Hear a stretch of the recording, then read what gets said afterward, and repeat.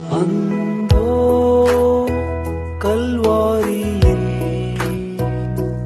அருமை இரட்சகரே சிறுமை அடைந்தே தொங்கினார், சிறுமை அடைந்தே தொங்கினார். தூய ஆவியின் திரியேக ஆசீர்வாதம் நம் அனைவரையும் வழிநடத்தி காப்பதாக. ஆமென். கிறிஸ்து இயேசுவுக்குள் பிரியமான அன்பு இறை மக்களே, இன்றைக்கு பரிசுத்த யோவானின் பாலைவன சத்தமாக உபாகமம் 17ஆம் அதிகாரம் 19வது வசனம். கை கொள்ள வேண்டும் கடவுளுடைய கட்டளைகளை. பின்பற்றுகிறவன் எவன் ஒருவன் தன்னைத்தானே வெறுத்து எல்லாவற்றையும் கிறிஸ்துவுக்காக பின்பற்றுகிறவன் எவனோ அவனோ நித்திய வாழ்வை பெற்றுக்கொள்வான் என்று நம்முடைய அருள்நாதர் இயேசு சொல்லியிருக்கிறார். இங்கே அவருடைய தந்தையாகிய கடவுள் இஸ்ரவேல் மக்களிடத்தில் மோசே மூலமாக கூறிய வார்த்தை, நீ உனக்காக ராஜாவை ஏற்படுத்திக்கொள், அது நீ உன்னுடைய இனத்தாரில் ஏற்படுத்திக்கொள்.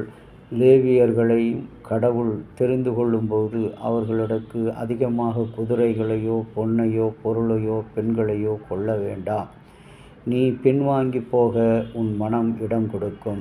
ஆகவே லேவியர்கள் கடவுளுடைய கட்டளைகளை கொடுத்து யாவற்றையும் வாழ்நாளெல்லாம் நீ படித்து மகிழ வேண்டும் என்று ஆண்டவர் கொடுத்திருக்கிறார்.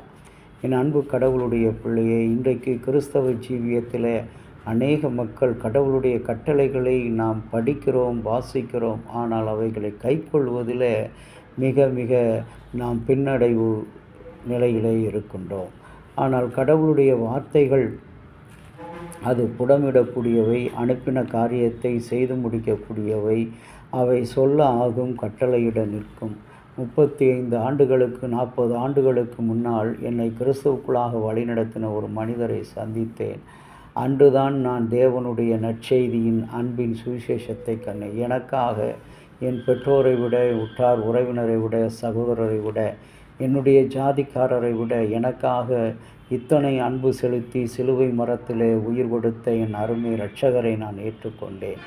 அந்த இரட்சகரின் அன்புதான் இந்நாள் வரை என்னை இன்ப துன்ப நேரமெல்லாம், வேதனை பிரச்சனை நேரமெல்லாம் என்னை தாங்கி ஆதரிக்கிறது. ரோமர் 10ஆம் அதிகாரம் 5வது 15வது வசனத்தில் சமாதானத்தை கூறி நற்செய்தியை அறிவிக்கிறவனுடைய பாதங்கள் அழகானவைகள். ஆண்டவருடைய அழகான பாதங்கள் இன்றைக்கு அகோல நிலைக்கு, தவறான வழிக்கு நடந்து போகிறது என்று சொன்னால் அதற்கு என்னுடைய பாவம், நம்முடைய பாவம். ஆகவே இன்றைக்கு அந்த பாவங்களை கடவுளிடத்தில் நாம் ஒப்பு கொடுத்து, கடவுளே நீர் எங்களுக்கு பரிகாரியாக இருந்து எங்களுடைய ஆண்டவரே எல்லா உம்முடைய கட்டளைகளை கை கொண்டு நடக்க நீர் எங்களுக்கு அனுக்கிரகம் பாராட்டும்.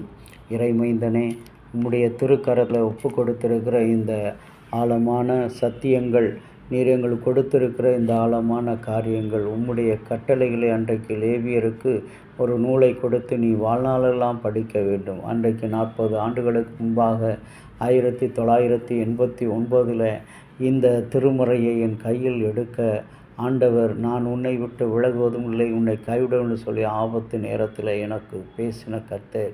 இந்நாள் வரை அந்த வார்த்தை நான் கை கொண்டு வருகிறேன். அவர் எந்த இடத்துல இருந்தாலும், எந்த நிலையில் இருந்தாலும் அவர் என்னை பாதுகாக்கிறார். என்னை அவருடைய வசனங்களை கை கொண்டு நடக்க வைக்கிறார். அவருடைய நித்திய வெளிச்சத்திலே என்னை என்னாலும் நிறுத்துகிறார். எவ்வளவு எதிரிகள், எவ்வளவு அவமானங்கள், நிந்தைகள் வந்தாலும் அவர் எனக்கு நித்திய நிழலாக இருக்கிறார். ஏனென்றால் நான் அவருடைய கட்டளைகளை, அவரைப் போல அவமானம், படுதோல்வி, கஷ்டங்கள், வேதனைகள் வந்தாலும் அவரை கைவிடாத ஒரு மனிதனாக இருக்கிறேன். கடவுள் என்னை மன்னிப்பார் என்று சொல்லி ஆண்டவரிடத்தில் நான் ஜெபிக்கிறேன். அன்பான இறை மக்களே, இன்றைக்கு அப்படிப்பட்ட பிள்ளைகளாக இந்த சிந்தனையின் அடிப்படையில் நம்ம ஒப்பு கொடுத்து ஜெபிக்கலாம். நேசமுள்ள இயேசுவே, உம்முடைய அன்பான திருக்கரத்தில் எங்களை அர்ப்பணிக்கிறோம் ராஜா. விசேஷமாக இந்த நாளில் கடவுளுடைய நியாய பிரமாணங்களை நீ கை கொள்ள வேண்டும் என்று சொல்லி எங்களுக்கு கற்றுக் கொடுத்திருக்கிறீர். ஆனால் படிக்கிறோம், வைத்திருக்கிறோம், ஆனால் கை கொள்ளவோ எங்களுக்கு மனமில்லை. எங்களை மன்னியும். இதுநாள் வரை அப்படிப்பட்ட பாவங்களில் இருந்த எங்களை மன்னித்து உம்முடைய நித்திய ஆசீர்வாதத்துக்கு உரியவர்களாக எங்களை மாற்றும். இறைமகன் இயேசு கிறிஸ்து நாமத்தில் வேண்டுகிறோம் நல்ல பிதாவே, ஆமேன்.